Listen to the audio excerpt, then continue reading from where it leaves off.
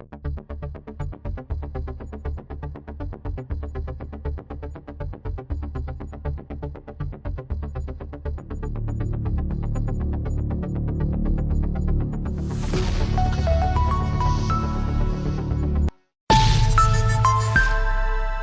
much. You are talking about 2 hours. We spent less than 2 hours, but it's okay. I came to visit Mr. President to brief him on a number of issues and some of the progress we are making in Kaduna in the area of particularly education, healthcare, and most importantly, our project that has to do with the light rail. As you're aware, we are working closely toward starting our light rail project in Kaduna to complement our BRT project that have started about 6 months ago. So we are partnering with the federal government in our light rail project, and I came to brief Mr. President about the progress. Then the second area we discussed about is our 300 hostel bed. When Mr. President came to Kaduna, we agreed that we are going to also have a cancer center in our 300 specialist hospital, which is now Bola Ahmed Tinubu Specialist Hospital in Kaduna. And of course, Mr. President gave me assurance that we have now started the process of building a cancer center in our hospital in Kaduna. So these are the areas we discussed: transportation, healthcare, as well as education. We learned the government is going to restart Kaduna, Abuja. Yeah, of course I briefed him about it, but we have already discussed that yesterday with Minister of Works, because the Federal Executive Council has also allocated some money for the project. Of course, yesterday the Minister of Works have told me about 200 billion have been given to the contractor to continue with the project. Kaduna-Abuja Road is very important, it's key. And I also discussed with the President about the completion date. We are looking at, instead of the 14 months, when the project was launched about 3 months ago, we are looking at finishing it even within 8 months because of the importance of the project and the importance of the road. Yes. Your Excellency, you also hosted earlier in the week a meeting of assessment over what President Tinubu did to the north. But it seems a divided meeting between the ACA who are saying he hasn't done enough, and some of you who are saying he has done more than enough. How do you feel?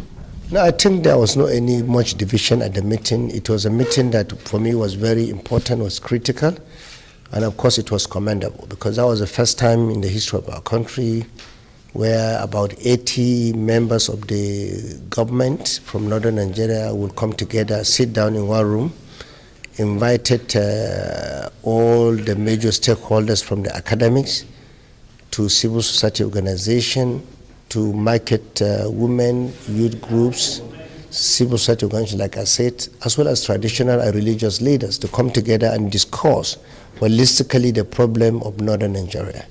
And of course, I'm happy because we came out with a very important communique, and I believe is a step in the right direction. And of course, we all agree that no zone in the north was marginalized on the basis of facts, data, and statistics. But of course, a lot of people speculated before the meeting that northern Nigeria was marginalized.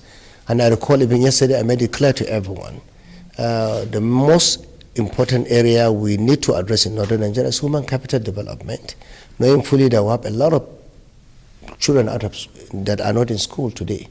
We have a lot of problems in terms of issue of healthcare. Child and maternal mortality rate in northern Nigeria is increasing, which is very worrisome. The issue of poverty is increasing. But of course, when you see in this government, and most importantly, even the area of insecurity. But today, you cannot be talking about marginalization when you have the Minister of Defense, both the main minister and Minister of State. They're all from northern Nigeria. The National Security Advisor is from northern Nigeria. The Chief of Defense Staff is from northern Nigeria. The Chief of the Air Staff is from, and I can go on and on. Even the Controller of Immigration, She's from Northern Nigeria. So when you look at the record, and even the head of the civil defense is from Northern Nigeria, Controller General there. So for me, you cannot be talking about marginalization. Minister of Agriculture, both the minister and the Minister of State, they're all from Northern Nigeria. Health from Northern Nigeria. What are we talking about marginalization? We need to sit down and address this problem ourselves. We cannot be blaming everyone. And for me, as far as I'm concerned, the problem of Northern Nigeria started over 20 years ago. When you look at the problem of out-of-school children, today, if you look at the statistics of the UNICEF, we're talking about 18.5 million. But you just have to go back to 2023. 2023, it was 18.5 million. And if you look at it critically, President Bola Ahmed Tinubu was only elected that year. He became president in May 2023. And as of 2023, we had 18 million out-of-school children. And out of the 18 million, 70 to 80% are domiciled in Northern Nigeria, meaning it's a problem we need to address. So for me, we shouldn't be sitting there complaining. And I made it clear at that meeting that we are looking at the trajectory in the last 20 years. We didn't speak. As of 15 years, when you look at the records, we don't have up to even 10 million out-of-school children in Northern Nigeria. When I was in the Senate, just 2019, the out-of-school children were about just 13 million. So, was Aswaju the president of Nigeria at that time? No. I think we need to sit down. But I have no doubt in my mind, the meeting in Kaduna is the way to go. But I made it clear, we need to also bring together all the business leaders within the North. The richest man in Africa is a Northerner. When you look at the richest man in Nigeria from number 1 to number 10, you'll find the 6 are from Northern Nigeria. So we must sit down together and address this. You know, government can address this problem. It's big.